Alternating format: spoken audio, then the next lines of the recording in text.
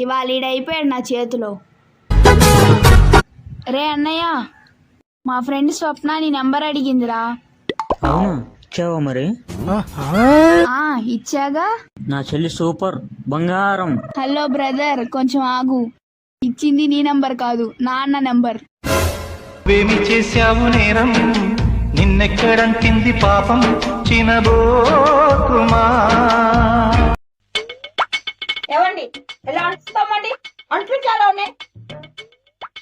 ఆడదాని నువ్వే తోమాలి కదా అంట్లు. పెళ్ళైనా ముందు ఏం చెప్తావు నువ్వు?